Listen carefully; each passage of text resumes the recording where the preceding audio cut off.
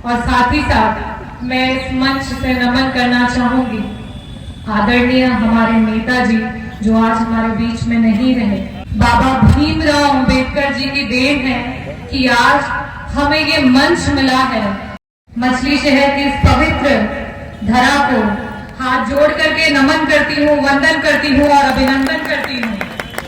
आज जिस तरीके से देश में भेदभाव की स्थिति बनाई जा रही है, चाहे वो जाति को लेके हो, चाहे वो धर्म को लेके हो, चाहे वो किसी भी वर्ग को लेके हो, उससे यहाँ पे उपस्थित कोई भी व्यक्ति अपरिचित नहीं है।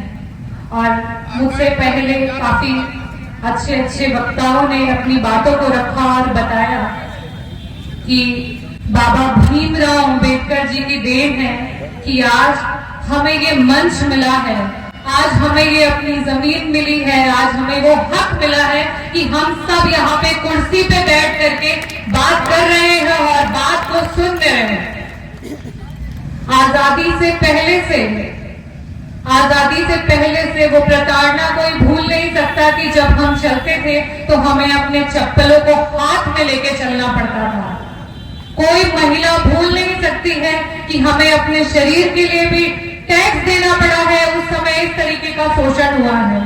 बाबा भीमराव अंबेडकर जी ने हमें उस शोषण से मुक्त किया, उन्होंने हमारे लिए लड़ाई लड़ी। और साथ ही साथ मैं इस मंच से नमन करना चाहूंगी आदरणीय हमारे नेताजी जो आज हमारे बीच में नहीं रहे और कल हरिद्वार में उनका अस्थियों का विसर्जन है जिसमें मुझे जाना है, इसलिए थोड़ा सा वक्त कम है मेरे पास। मैं उन्हें भी इस मंच से और आप सबके माध्यम से शत शत नमन करती हूँ, वंदन करती हूँ, अभिनंदन करती हूँ और मैं ईश्वर से यही प्रार्थना करती हूँ कि ईश्वर उन्हें अपने चरणों में स्थान दे। आज ये लड़ाई हम इसलिए लड़ रहे हैं क्योंकि हमें एकता, ये सबसे बड़ा शब्द है जिससे हम कई बार चूक जाते हैं और कई बार हम इसकी वजह से पीछे रह जाते हैं। आज ये जो मंच है और ये जो ऑर्गेनाइजेशन है जिसने यहाँ पे हम लोगों को इकट्ठा किया है, उसका मकसद सिर्फ और सिर्फ एक है कि हमें किस तरीके से एक साथ रहना है। हमेशा एक साथ जब रहेंगे तभी आप एक मुट्ठी की तरह ताकत बनकर के अपने हक के लिए लड़ पाएंगे।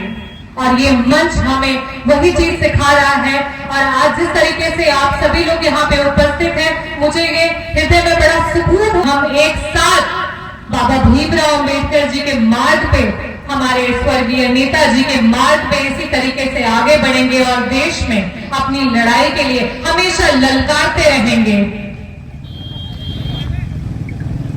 बाबा भीमराव अंबेडकर जी ने बोला था, जब भी आप आगे बढ़ेंगे, जब भी आप अपने हक की लड़ाई को लड़ेंगे, आप यकीन मानिए कई सारे कष्ट का सामना करना पड़ेगा। बहुत सारे लोग होंगे जो आपको रोकेंगे, उन्हें भी बहुत सारे लोगों ने रोका था। उन्होंने सिर्फ देश से नहीं, विदेश से भी शिक्षा ली। उन्होंने कई सारे सब्जेक्ट्स में पीएचडी की और बहुत ज्ञान अर्जित किया। और उस ज्ञान के बाद उन्होंने बोला कि अगर हमारे देश को, हमारे समाज को आगे बढ़ाना है तो उसका एकमात्र जो साधन है वो है शिक्षा। उन्होंने सबसे पहला शब्द जो कहा था वो कहा था शिक्षा। आज हम सब यहाँ पे एकत्रित हैं और हम यहाँ पे एक साथ इस एकता की लड़ाई में हैं, तो हम सबको स्वयं प्रण भी लेना होगा कि हमें शिक्षा के मार्ग में एकजुट होकर के हमारे समाज को आगे बढ़ाना है। भेदभाव है, कहते हैं ये हिंदू हैं, ये मुस्लिम हैं, ये सिख हैं, ये ईसाई हैं, तो कहीं पे कहते हैं जाति का भेदभाव, ये अगले हैं, ये पिछड़े हैं। मैं यहाँ इस मंच से आप सभी से अनुरोध करना चाहती हूँ, हम सबको एक साथ होकर एकजुटता के साथ कहना है, हम सब एक हैं। मेरे साथ बोलिए, हम सब एक हैं।